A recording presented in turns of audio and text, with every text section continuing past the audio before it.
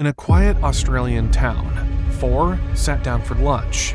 3 never got back up. I'm devastated. I love them. And I can't believe that this has happened, and I'm so sorry. She made the meal. Now, she faces questions. Police say you're a suspect. Do you have anything to say about that? Yes, I say I didn't do anything. I love them. Was she an unlucky host caught in a nightmare? Nothing that's ever happened between us, nothing he's ever done to me will change the fact that they're good, decent people that have never done anything wrong by me ever. The deeper they dug, the stranger her story became. Detectives began tracing every detail, piece by piece. Secrets spilled out. Is that something you've done in the past, foraging for mushrooms or anything like that? Welcome to the channel. If you want to follow the detective's journey, every shocking revelation in this case, stay with us until the end. And don't forget to hit subscribe, because stories like this aren't just about what happened, but how investigators uncovered the truth hiding in plain sight. At the Wonthaggi police station on Saturday, August 5th, 2023, detectives sat across from a woman. Just a week earlier, she had hosted a lunch in Leongatha. 4 guests left that table poisoned. 3 were already gone. The clock was ticking as the interview began. Erin, do you agree the time is now 4:41 p.m. by my watch? Yep.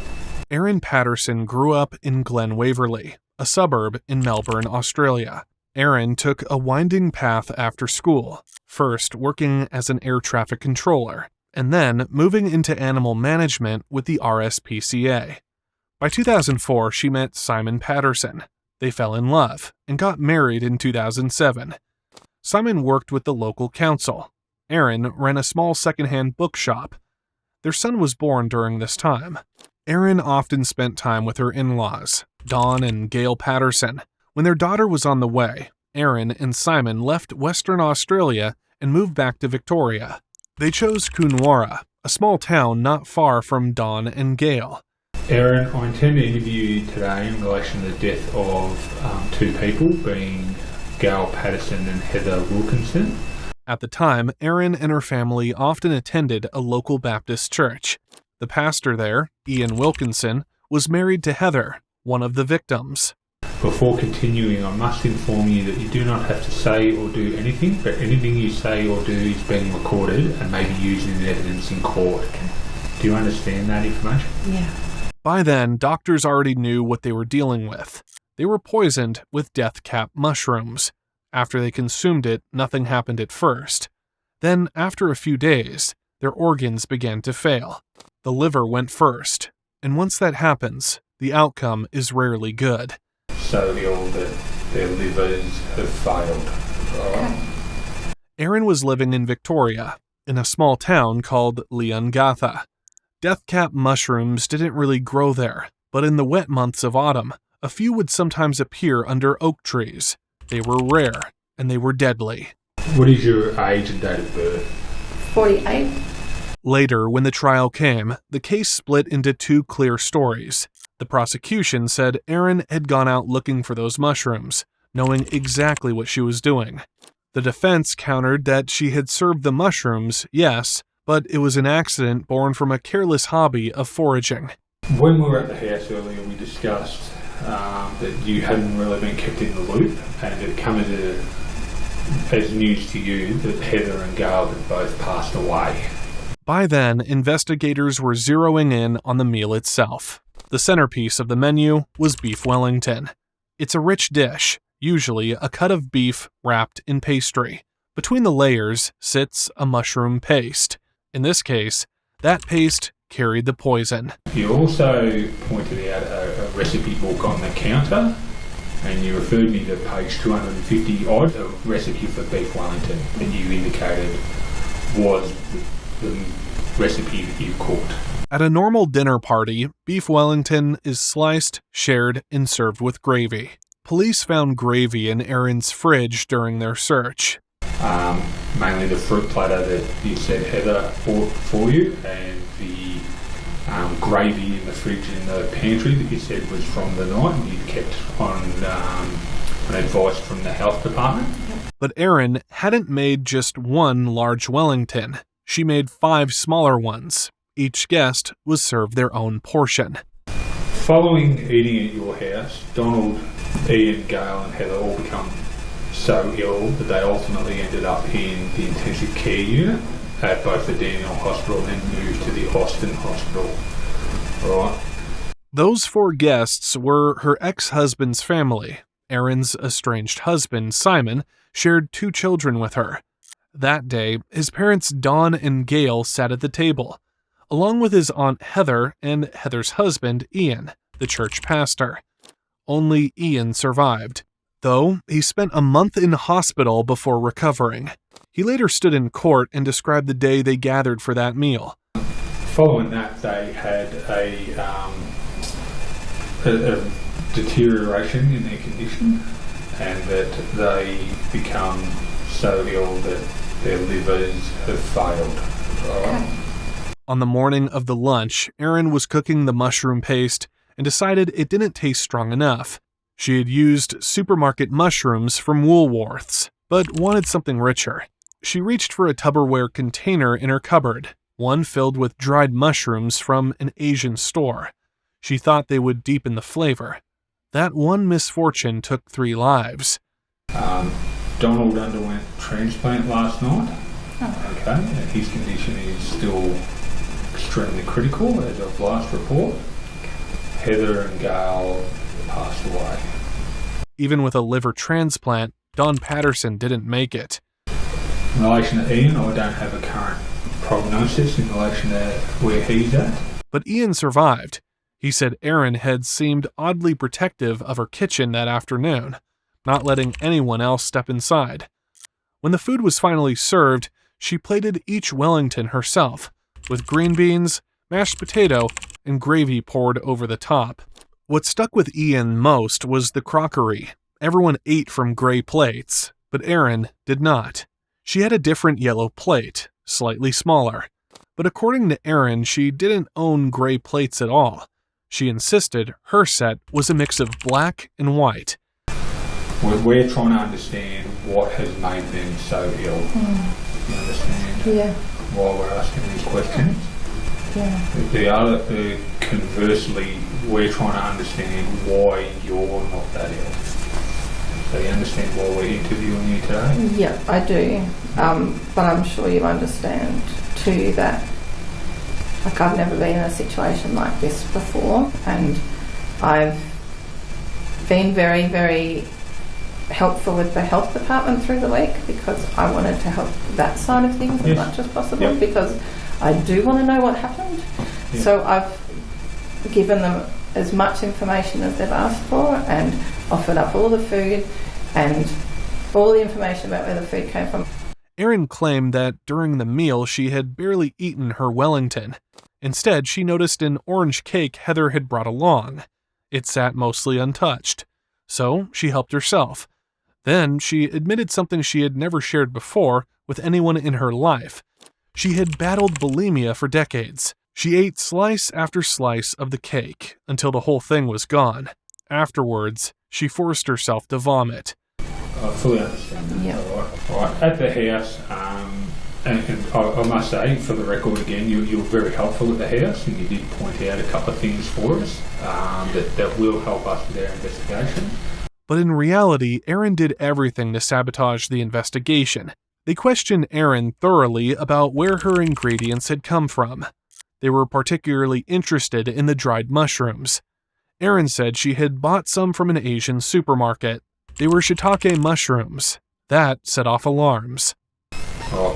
We didn't see a lot of food from Asian grocers or Indian grocers or those kind of stores. To look in my fridge, I've got a lot of Asian cooking stuff in my fridge. So detectives couldn't find any Asian ingredients at her home, and Erin couldn't pin down where she had actually bought the mushrooms. She said she must have paid cash, which left no trace in her bank statements. She gave officials a vague idea of the neighborhood, sending them on a wild goose chase. It wasn't until she faced a jury that her story changed again. She admitted that she had kept a Tupperware container of dried mushrooms in her kitchen. Some were store-bought, Others she had foraged herself and dried out at home. She said they had all become mixed together, and she believed was what poisoned her guests. But in the beginning, she covered up a lot of evidence.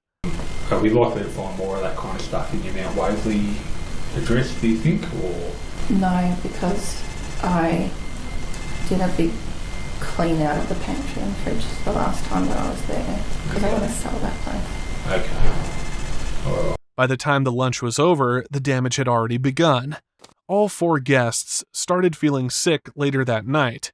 Around 10 p.m., violent vomiting, diarrhea, and exhaustion hit them hard. By the next morning, their families had rushed them to the hospital. Officers questioned Erin about her movements after the deadly meal.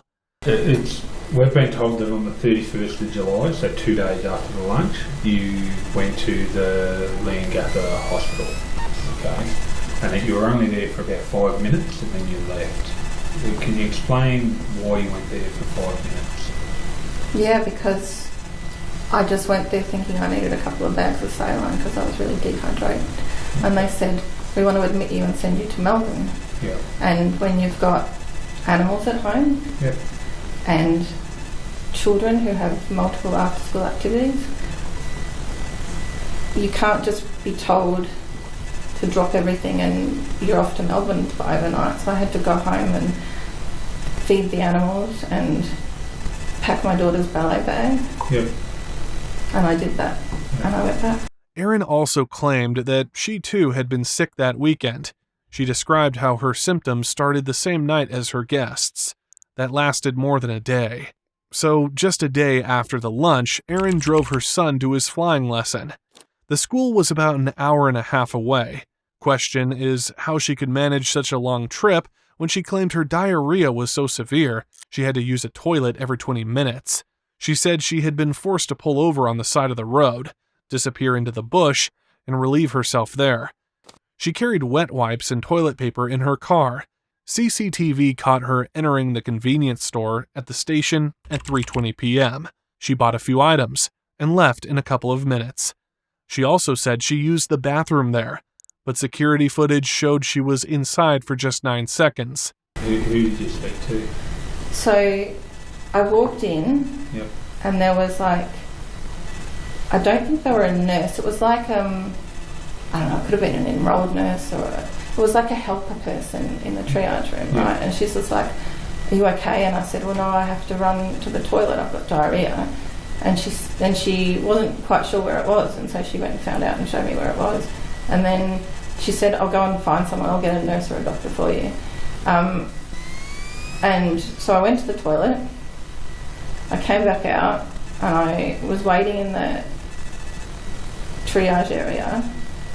And then a doctor came out, Dr. Webster, and he said to me, sorry, that we're going to be a little while because we've got a couple of critical patients in the hospital.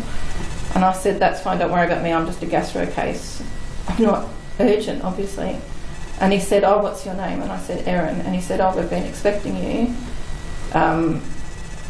because other people that you ate with on Saturday were sick. Yeah. And he said, can you come through? And I said, sure. And I came in. And then he said to me, I can't say the exact words, but he said something along the lines of, we've got a concern they've eaten death cap mushrooms. Okay. And I said, what? And he said, yeah, that's what we think they've eaten. Yep. And then he started asking me about what food I served them, and I told him. Erin's position was that she had been genuinely unwell. By Monday morning, she went at the hospital, but then left briefly to care for her animals before returning. Tests were run, including blood work, but the doctors found that her condition wasn't as serious as she believed. By Wednesday, she was discharged. I understand you went down to the hospital and got treatment and that. Mm. What kind of treatment did you get? Oh, they hooked me up to a drip. A drip? Yeah. They said that because we're concerned. So Dr. Webster had to leave. I think he was at the end of his shift, and he passed on to another doctor. And she said to me, because the concern is that everybody's eaten something that hurts your liver, we need to give you this protective medicine. Yep.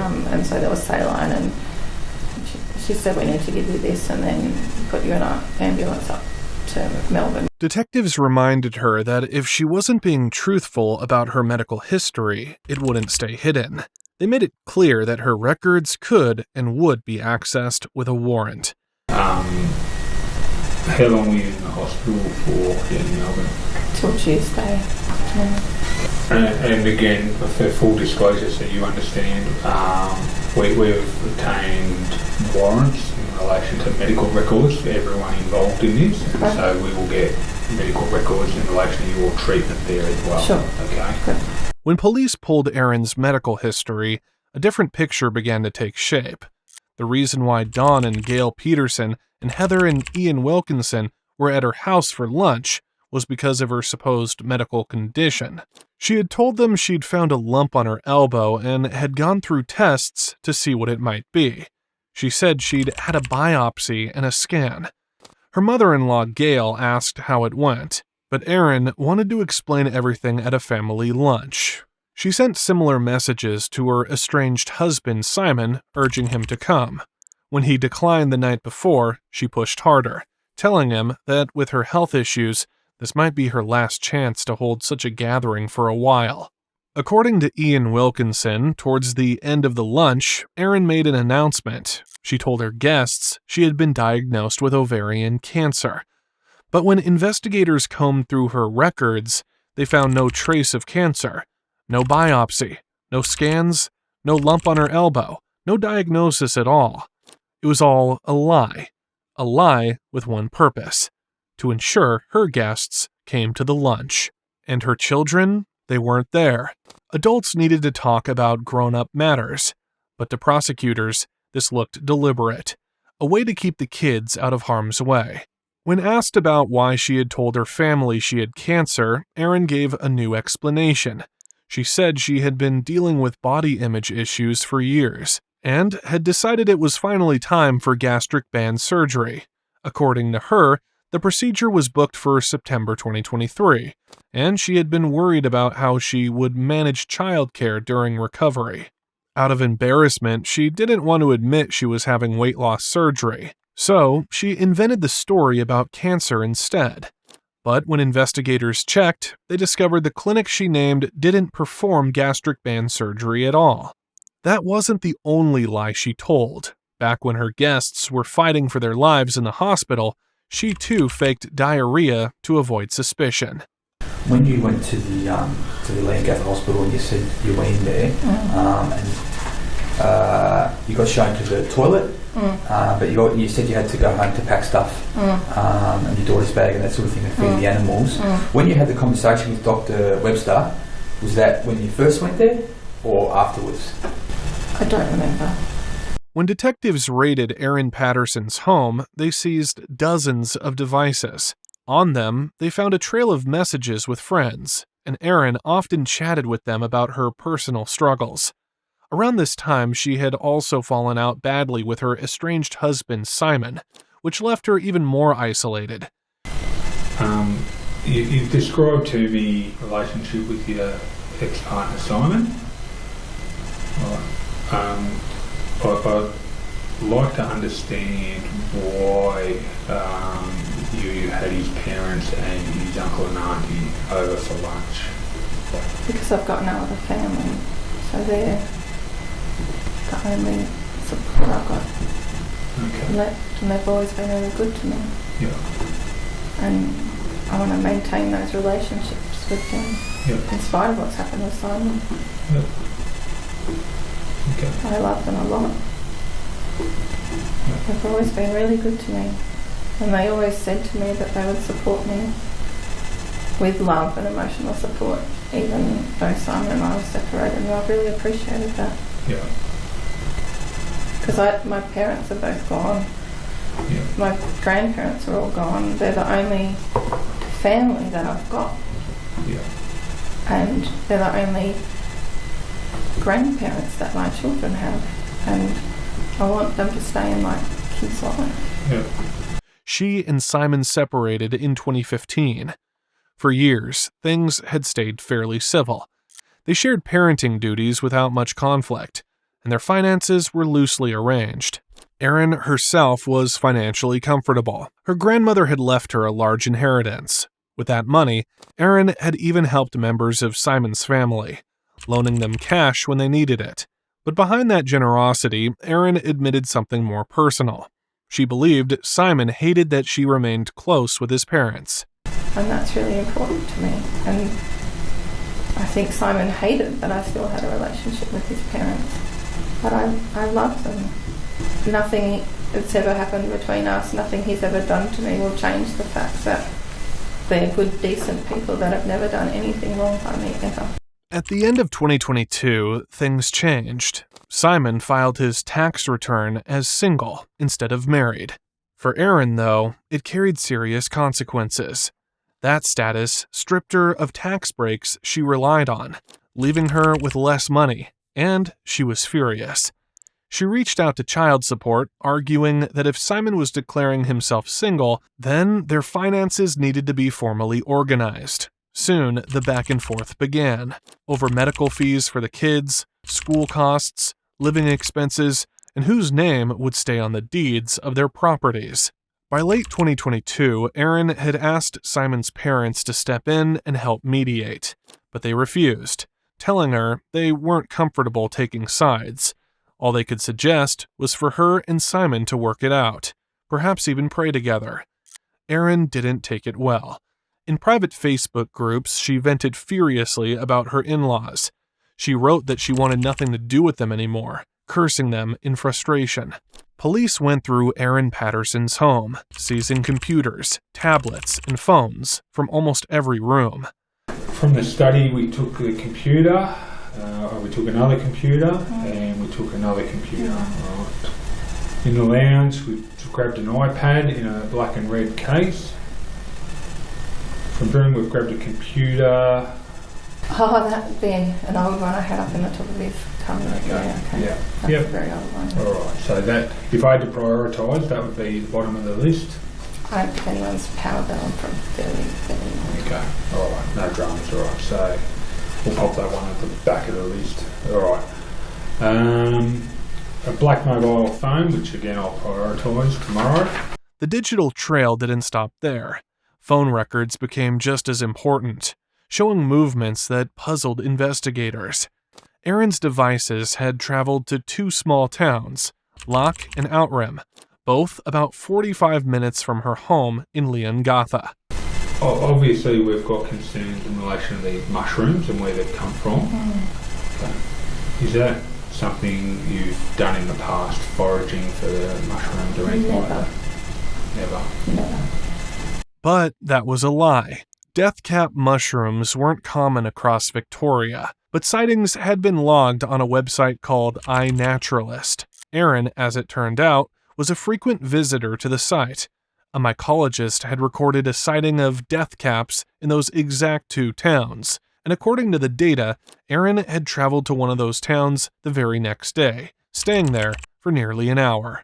You were at home and present when we did a search warrant today, right? I know you weren't watching everyone at all the time.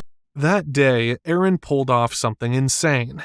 She managed to reset one of her main phones while the search was happening.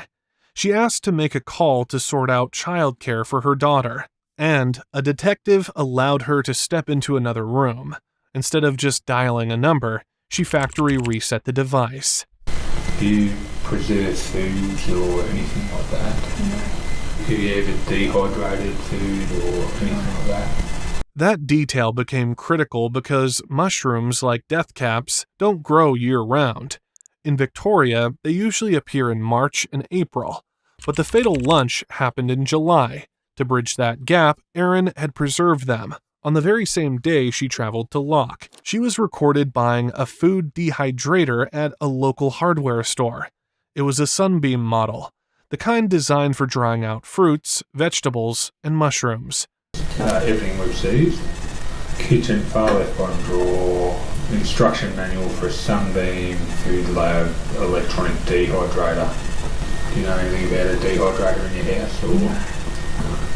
I've got manuals of lots of stuff I've collected over the years. I've had all sorts of appliances and I just keep them all in. Oh, okay. Yeah. In reality, her interest in dehydrating food grew. She started photos in her Facebook groups, showing supermarket mushrooms sliced up and laid out to dry. She told her online friends it was all for her children. Since her kids didn't like mushrooms, she said she powdered the dried pieces and hid the powder in muffins to sneak in some extra nutrition.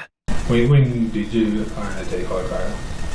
I don't know, I might have had one years ago. Okay. What did you use that for? Like when I first got the Thermomix, I got really excited about like making everything from scratch. Oh. You know, like everything from scratch ingredients, and I did a lot of that, so I could have had something like that. That claim didn't sit well once investigators presented what they'd actually found. On Erin's Samsung tablet were photos of mushrooms sitting inside a dehydrator. The shelves were clearly visible, with mushrooms laid out and a scale nearby, as though she had been measuring exact amounts. The images were dated early May 2023, just months before the lunch. The photos suggested Erin wasn't just experimenting with food, she was carefully weighing out something lethal. When it came to the meal itself, Erin explained that she couldn't find a whole beef fillet at her local Woolworths. Instead, she bought 6 individual pieces, wrapped in plastic, and used those to make beef Wellingtons for her guests. She ended up in the hospital after the lunch, but was discharged the following Wednesday, while the others were fighting for their lives in Melbourne. Police went around your house on that morning? Yep. On the 31st? Right. Yep. And they were obviously responding to the hospital call to check up on you? Yep. And they spoke to you on the phone? And you gave them the PIN code for your gate? Correct. And directed them to the bin where there were some leftovers? Correct. What are those leftovers that you directed them to? They were the uneaten food from the lunch. Okay. All right. So you helped them in getting that so it could be sampled? Because my kids ate the meal too. Yeah. But there was stuff that was left over and it went straight in the bin. And so when I went to the hospital and they said they were concerned that everyone ate some contaminated food, I said, well, there's the leftovers in the bin, you can have it. Feel free to look through it. Yep. And I said, I'll go and get it if you want. And they said, well, that's fine, you need to go on a drip. We'll call the police. And I said, well, that's fine, just let them know I need to give them a PIN code. Yep. So they did that, and a bag of food appeared a bit later. Thank you for helping us locate that. It's fine. But what really raised eyebrows was what she did almost immediately after being discharged. One of her very first outings was not to check on family or to rest, but to her local dumpster.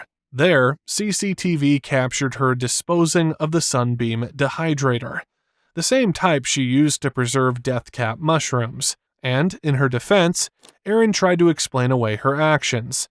She said that while she was in the hospital, she had a long talk with her estranged husband, Simon. During that talk, the subject of mushrooms came up. Erin said Simon suddenly accused her, asking if that was what she had used to kill his parents. She said she panicked.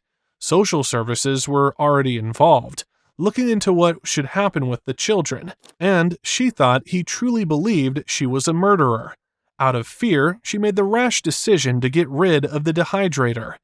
She admitted it was a mistake, a foolish move made in panic. When detectives searched the local dumpster, they found the discarded Sunbeam dehydrator. Forensics confirmed it was hers. Her fingerprints were on the machine. Tests on the trays revealed traces of death cap mushroom toxins on the trays inside. Alright, anything else, Dave? No. Alright. Any questions at the moment? No. Alright. Erin, do you agree the time is now 5:30 p.m. by my watch? Yeah. Alright, I'm going to suspend the interview now. Erin had answered what she could, but the weight of evidence was steadily growing around her. I accept the evidence of Ian Wilkinson that you served your guests their meals on 4 grey plates, while your individual beef Wellington was on a smaller, orangey tan-coloured plate. In the end, there was no single piece of evidence that sealed her fate. No smoking gun, But the case wasn't built on one thing. It was built on many. Each lie, each strange action, each scrap of proof fitted together like pieces of jigsaw. And when the picture was finally complete, it pointed in one clear direction. You falsely made out that you had fed your children leftover beef Wellingtons with the pastry and mushrooms scraped off. You feigned illness. You disposed of the dehydrator soon after you were released from hospital. You maintained the vague story about sourcing dried mushrooms at an Asian grocery and had the gall to tell police in your recorded police interview that you had been very, very helpful to the health department. Erin was tangled in her own web. She had lied to her family about having cancer. She had lied even about undergoing gastric band surgery at a clinic that never offered it. Every lie chipped away at her defense until, eventually, the jury saw right through her. Your victims were all your relatives by marriage. More than that, they had all been good to you and your children over many years. Erin Patterson was found guilty of killing 3 victims. The judge sentenced her to life in prison, with a non-parole period of 33 years. She will be over 80 by the time she will be released. Her goose, as they say, was well and truly cooked. Would you please remove Ms. Patterson? What makes this case stand out isn't only the crime itself, but how ordinary it looked at first. A meal, a family gathering, nothing more. And yet, beneath it all, the truth was slowly being prepared, just like the food on the table. Thanks for watching this case with us. If you found yourself piecing together the puzzle step by step, that's exactly how detectives worked it too. Make sure you subscribe so you don't miss the next story.